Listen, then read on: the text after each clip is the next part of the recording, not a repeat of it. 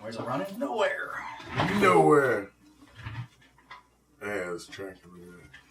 What's up, everybody? How you doing? My name's Troy, and this is Andrew. Howdy. We're with Troy's Toys. Today we bring to you one of our favorite things to do with life, and that is to create Gundam model kits. What we have here is the RX. I'm going to get us to Andrew. What you're seeing here is the high-grade Universal Century RX-0 Unicorn Banshee model kit. This thing was released only a year or two ago, but this whole design came out about a decade ago for the show Gundam Unicorn. This is the antagonist suit as depicted by the end of the show. This is what they call a high-grade model kit. It is in 1/144th scale, meaning it comes to about no more than 5 inches, I'd say, off the top of my head. There are different scales. There's high grade, there's master grade, and then there's perfect grade. This is high grade. Even though that's the first one, it doesn't mean there's anything wrong with it at all. What's really nice about these is because they're a little bit smaller, you can actually have more room for more kits.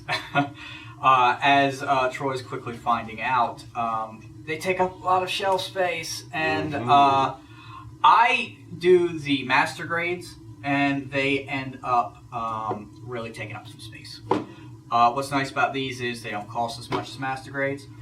If you're really into building armies and you like a lot of stuff, if you grew up collecting stormtroopers and having your own army, this is the scale you probably want to go with. I have been doing this for 20 years now. Yeah, man. Jesus. 20 years. It's crazy. So, yeah, I had gotten Troy into it a while ago, several years ago, and you fiddled with it, and then you came back around to it this year. It's like a bike, man. Once you get back on, it's like an addictive bike, though. You gotta be careful because you'll end up running out trying to buy a bunch of kits, but only buy enough kits that you're only working on one at a time. You don't want to get ahead of yourself and have a bunch of kits going on, and they're definitely something that's time involved, and you need to be organized when you do it. And you just want to take your time, because if you don't take your time, you'll end up with a floppy model kit, as we noticed with the first one I went to put back together. Let's show them what happens there. We have Exhibit A. You usually don't want to, really lead with a showstopper here, but this is what happens when something doesn't quite work right. You get floppy man syndrome. You never want your man floppy. Mm-hmm. That's an actual high grade kit. That's the big high grade kit, not your normal size. We have another one that actually went together well. It's one of the latest ones I did. Notice the difference in that, and that it is posable as it should be, and all the joints are nice and tight, and you can put it any kind of way you want in your endless diorama battles that you want to create with them when you're all done. We will add that they are not for children to play with. They're hard for us grown folk to play with, and teenagers and things of that sort. But it's definitely not something you want to give an 8-year-old to go play with his wrestling figures. They're not going to hold up. No, I learned that the hard way. Yeah, I got a lot of stuff broken over the years. You can pose these, you can play with them, but not really meant for the kind of, bashing and all. You can put them into poses. These things are extremely nimble, and the range of movement is pretty much natural to a human body. Yeah, their articulation's amazing. Yeah. And that's one of the most involved things about putting these model kits together is getting them to be in the poses that they are by the articulation that's created to do that for them. And this is your high-grade standard kind of high-grade kit. That's what you're going to get most of the time. We do have a master grade over there. Drew has put it all the way together. This is the end result when you actually go through, and you've been Lord knows how many model kits he was into by the time he got this one the way it is, but this is one of his best. Fully painted, Drew? Yes, this is fully painted. I didn't do anything too crazy. It's mostly weathering. This guy was originally blue, and I painted him my favorite color, which is green. But you can see the scale difference. This is a high grade at 1/144th, and this is a master grade at 1/100th. And even though, these two are comparable, this guy is considerably larger in scale. Like, if he was a master grade, he'd probably be like this tall. So that's what you have to take into account. And also you have price to take into account. Like, the high grades, they usually start at about $15 USD. This one here, I think, was almost 25 or 30. He might have been I think he was like 30. Yeah, so more extreme. Master grades, they start at about $30, $35 and go on up. And they max out in like $100 range. I just built a $100 one myself. So you have to keep that in mind. The cool thing of this is that they usually have full internal skeletons. You actually put the armor on top of them. They'll have like moving pistons or something in the arms and transformation gimmicks. And you don't have to do anything part swapping wise. Usually everything stays on it and transforms like it should in the show. A lot more detail to them. It's just really a matter of getting what you pay for. As even in your high grade kits, you got him. Most of his, you see some of the skeleton, but the armor's made to go right with it. He doesn't have the internal skeleton as the master grade. And as you see, he doesn't have as much stuff with him. I mean, he's pretty cool, but he doesn't. This guy over here has 4 extra arms with him, and he's just a bigger robot even on the show. He's ridiculously big. Yeah, this was like the really when the American muscle car was in its heyday, and everything was bigger and better. And then immediately after this time period, they shrank back down. They get even smaller than this. But this is about as big a kit as you'll find in high grade. But he just even the background on him, he shoots a gun so big it breaks his arm. So I love that. That's just classic anime over the top over Zeus. But he shoots the gun, he breaks an arm. So the workaround is he has a mechanic system in the back to put the new arm on. Yeah, you just gotta love the Gundam for those reasons. And it's same thing with Mr. Unicorn here. He's in destroy mode, which is his crazy berserker mode. He's a bad guy at this point, but as Andrew informed me, he does. Spoilers.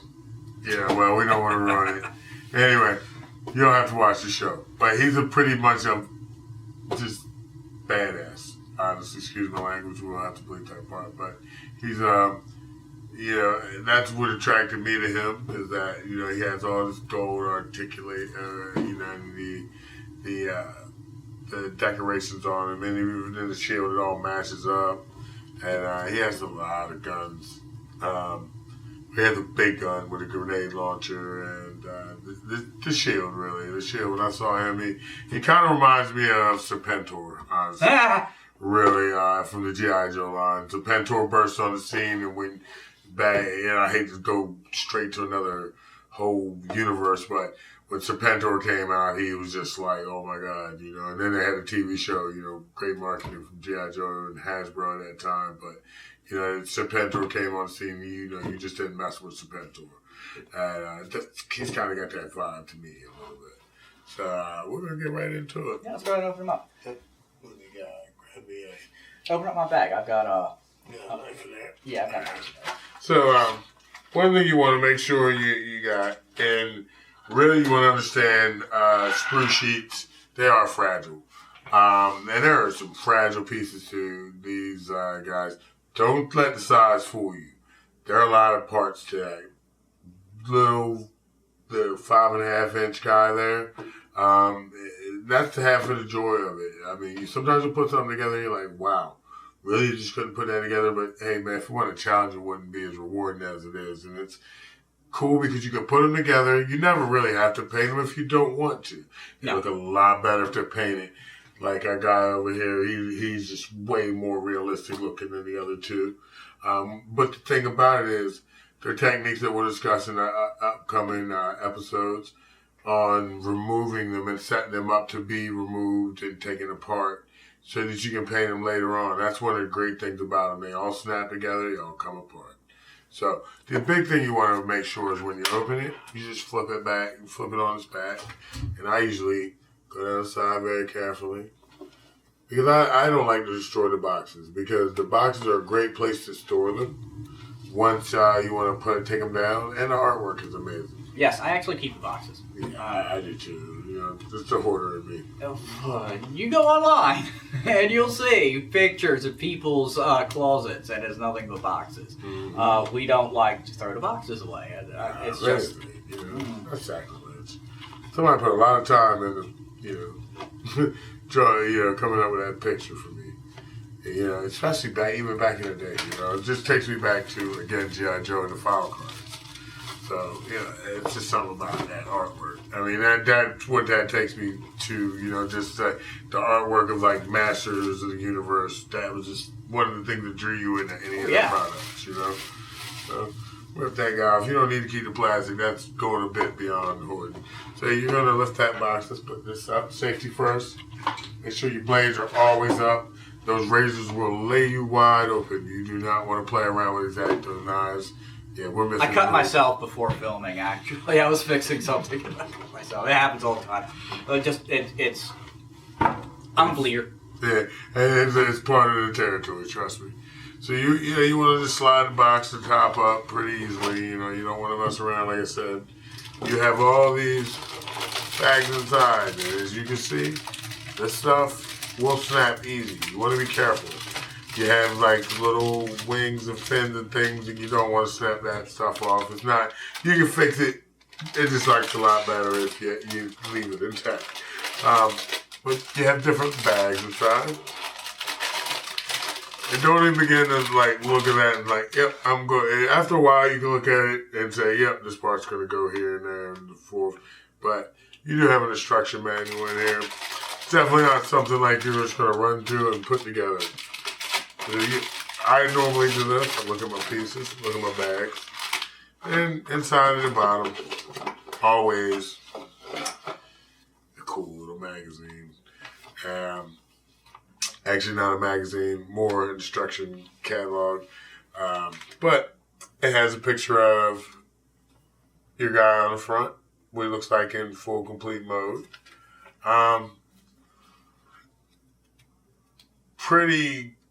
Pretty accurate on how he's going to look.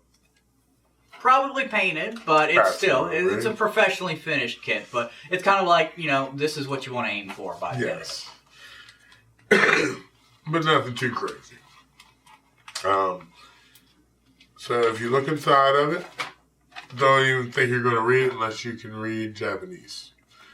Yeah, most of these are in Japanese. They are finally now slowly starting to fully translate everything, but that shouldn't let you become intimidated into building these. If you've ever built IKEA furniture, you'll feel very at home. It's the same thing. Yeah. And really, if you follow the pictures, to me, that is half of the challenge and thrill of it, is looking at that picture and figuring it out. And the pictures and diagrams inside are so well done. Absolutely. That you can do this. So if you look inside, you have step one.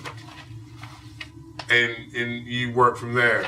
Now the other thing that you'll notice as we will open up a bag. Oh, let me get my knife back out.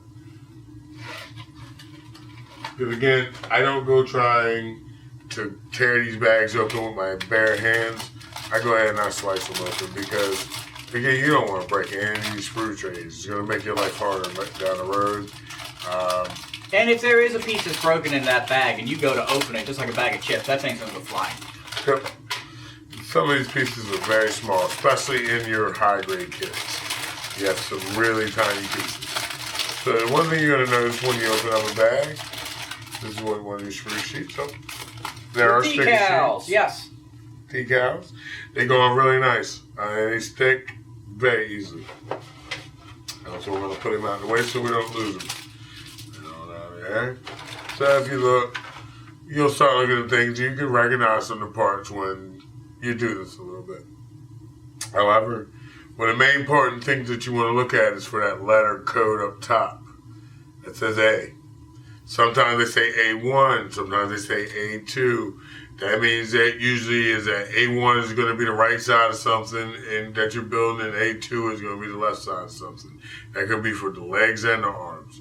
You just want to know where that code is. You don't really want to get caught up on what is what. Because as long as you're following the sheet, you're going to be fine. So it's almost like looking at you need this to guide you down your roadmap it's like your roadmap to getting through building this kit. So you look at this, and like this says E15. So you would look and find your E15, which would be that part. There's E15, so there you go. And you snip it. Now, we'll get into more of those tools a little bit later in the next episode, because all we're going to do is show you different parts this time. And in the next episode, we're going to show you how to get into building it and all that. Just want to open up our packages there. Ooh, this looks like weapons. Yeah. That's cool. I always like to look at them and, just get a feel for what's going to be what. Oh, man, look, that's his grenade launcher. Yep. Oh, man. You can tell that's part of his feet. Mm-hmm. And that's the thing. You're just not going to open this thing and find the foot all intact. It's not going to be that. That foot might be 6 different pieces for one side, even in the high grade kit. Now, you get the master grades and perfect grades, and oh, my Lord, he might even have little bones in his feet. That's just the thrill of going up. This is anything when you're dealing with model kits and like warplanes and tanks and jeeps. The higher you go up, the more parts is going to be. He put together a Millennium Falcon, almost perfect grade, right? It is a perfect grade Millennium Falcon. I'm not going to tell you how much it costs. But anybody who knows what it is will know that that's an incredible kit. It's one you don't even want to let your adult friends play with. No, you don't play with that. It goes up. Ooh, look at the beam sabers. Yep. We see a blue one. Mm-hmm. That is awesome. I just love this yellow. That's really going to pop on top of that dark suit there. I think it's going to go great against the shield. It's going to be what I thought the kit looked like. It's kind of hard to... You definitely want to look at the sides of the box when you're picking a model kit, when you go in your model store or whatever, and look at that, how it's going to look. I mean, this is great. But sometimes we're going to say, some kits, you'll look at them, you'll be like, man, I could leave that like that. And some of them be like, yep, we're definitely going to have to paint that. Because this might not be what you want. Might work for some other ones. There's your beams, as you see, all different little parts, because those will go together, and it's just neat how it all snaps in very easily. Everything's real precise. Bandai makes great model kits. They've been doing this a long time. So, yeah, I recently went back and put together old airplane model kits from like the 80s and the early 90s. And it's almost traumatic how parts don't fit. You have extra plastic called flash. These kits don't have any of that. This is an engineering marvel. The fact that you can put these two pieces together, they snap and they fit smoothly and they look beautiful, and you don't have to do anything. They've really done such incredible engineering in making this look magnificent with a minimum amount of work involved. If you notice, everything's in color. In the old days, if you've ever put together an old airplane model kit or something, usually they were a single color. Mm-hmm. You were going to have to paint them. Usually that ugly green. Ugly green, pure white on a lot of car kits. Pure white. Mm-hmm. All these, you can see that you have like 4 or 5 colors right out of the box. And you can put only a little minimal amount of decal work. You can even just... The worst thing I can say is out of the box is they have a bit of a plastic sheen on them. And with a can of flat top coat or dull coat, you can go over the whole thing and really make it look a lot more realistic.